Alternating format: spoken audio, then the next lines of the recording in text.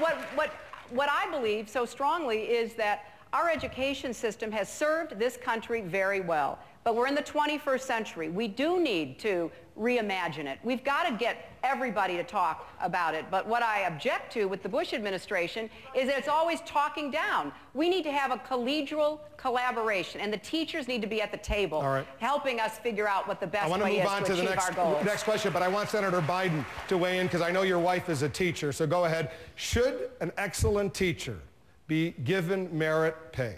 An excellent teacher should be judged by whether or not that teacher outside of the classroom improves themselves in their teaching skills. My wife got 2 master's degrees and a doctorate degree. That's merit pay. She went out there and she earned the ability to be able to demonstrate to everyone that she was an exceptional teacher because she went out and she gathered this additional knowledge instead of being, not just being a good teacher. Here's the problem with simple merit pay based on the principle. Who makes the decision based on merit pay? Who's the person who sticks there? I believe there should be teaching excellence. I think we should demand more of our teachers in continuing education. I think there should be, and the unions don't like that. I think there should be demand more of the teachers in terms of the participation after school and in school. But I think you've got to pay them. And the last point I'll make is Bill is correct. You have to, look, the idea you start teachers at $28,000 in most states, when in the countries we're competing with, they start off and they graduate, the graduating seniors are getting the same pay that engineers are getting in those same schools. My father has an expression, God love him, before he passed away, he'd say, don't tell me what you value, show me your budget, and I will tell you what you value. I've laid out a $30 billion plan over 5 years to provide 16 years of education is what our kids need. They need to start 2 years earlier and be guaranteed 2 years after school. Thank you, Senator Campbell Brown. Senator Biden. Yep. A question on Pakistan. As you know, in the past few weeks, Pakistani leader Pervez Musharraf has declared a state of emergency there. He's dismissed several Supreme Court justices. He's recently placed opposition leader Benazir Bhutto under house arrest twice now and imprisoned numerous other dissenters. And I know you spoke with Musharraf last week. And you, along with several others on this stage, assert that the U.S.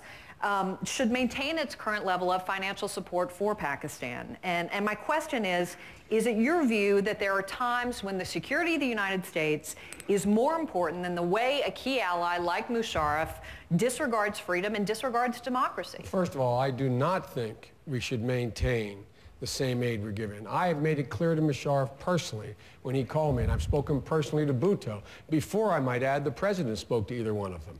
I spoke to them, and I indicated very clearly 2 things.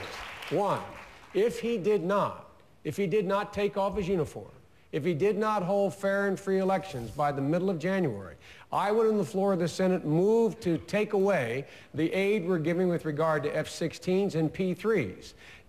Because that's the biggest leverage you have in him within his military. He is not a sole player. He has to keep his military happy as well. I would use that leverage. Secondly, I've indicated that what we should do is move from a Musharraf policy to a Pakistan policy. Unlike anyone else, within 5 days of this happening, I laid out a detailed plan. The president hasn't, no one on this stage has, no one else has. A detailed plan as president, how I would proceed with Iraq. And you have to move from military aid to giving the middle class there. The middle class is overwhelmingly the majority. They get no connection with the United States. We have to significantly increase our economic aid relative to education, relative to NGOs, relative to all those things that make a difference in the lives of ordinary people over there, and not be doing it through the military side. I know there's more to say, Campbell. I appreciate you asking me the question, and I'm sorry I answered. I know you're not supposed to answer questions based on what I've heard. Well, let me bring in Governor Richardson. Governor Richardson, you've suggested cutting off military aid to Pakistan so long as the Pakistani leader doesn't take these steps to restore the Constitution, take off his military uniform, end the national state of emergency, and have free and fair elections. But some are worried, including the opposition leader Benazir Bhutto. I spoke with her earlier this week that cutting off military aid to the Pakistan military could undermine U.S. national security. This is a country that has nuclear weapons, it has a strong Taliban presence, an al-Qaeda presence. Are you worried at all that as bad as President Musharraf might be, it could get a whole lot worse over there? Well, of course I'm worried, but what happened with our Pakistan policy, we got our principles wrong. We forgot our principles. Our principles that we said to Musharraf, you know, Musharraf, security is more important than human rights. If I'm president, it's the other way around. Democracy and human rights. What I would do is, yes, I would condition the assistance to Musharraf. We give him $10 billion. 60% of that is to his military.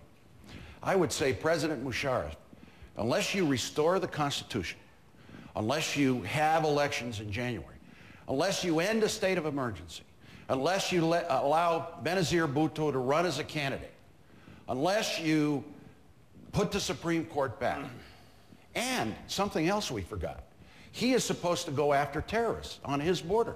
And he has done a very weak job of doing that. And you know, I would condition the assistance. But here's another point. No, but here's another point.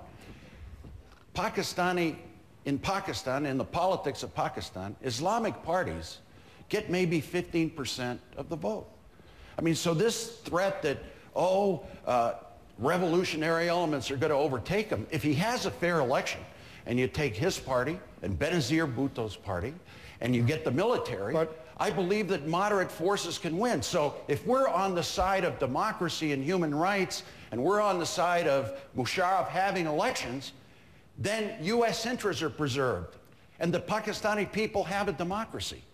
Let me just be precise, because I want to make sure I heard you correctly. What you're saying, Governor, is that human rights at times are more important than American national security? Yes, because I believe we need to find ways to say to the world that, you know, it's not just about what Halliburton wants in Iraq. It's also about our values of freedom, equality. Our strength is not just military and economic. Our strength as a nation is our values. Equality, freedom, democracy, human rights. Senator Edwards, I want you to weigh in. Strong. Go ahead, Senator.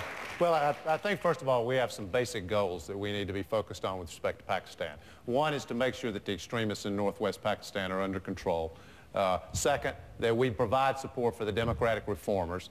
Third is, as Senator Biden just spoke about, to make sure these elections take place in January. And fourth, we need to make certain that the nuclear weapons are under control. Now, this leads to a bigger question. I think Pakistan is the living, breathing example that America's ad hoc policy of dealing with the spread of nuclear weapons, while it's absolutely required in today's world, given what's happening with Iran, given what we see today in Pakistan and the incredible fragility of the administration in Pakistan and the presence of an extraordinary extremist element within Pakistan. But this is the living, breathing example of a policy that will not work over the long term. I'm about to finish. What we have to do, what America needs to do, and what I will do as President of the United States, is to lead a long-term international effort to rid the world of nuclear weapons. It is the only way we're going to keep the world secure and keep America Everybody's secure. going to have a chance. Senator Obama, is human rights more important than American national security? The concepts are not contradictory, Wolf. Because occasionally they could clash. They are complementary. And I think Pakistan is a great example. Look, we paid $10 billion over the last 7 years. And we had two goals: deal with terrorism and restore democracy. And we've gotten neither. And Joe and Bill are exactly right on this.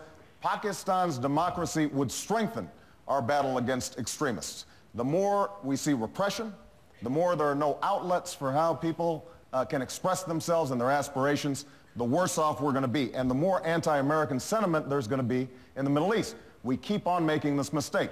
As president, I will do everything that is required to make sure that nuclear weapons don't fall into the hands of extremists, especially going after al-Qaeda in the hills between Afghanistan and Pakistan. But we've got to understand that if we simply prop up anti-democratic practices, that feeds the sense that America is only concerned about us and that our fates are not tied to these other folks. And that's going to make us less safe. That's something I intend to change. Hold on one second. Hold on.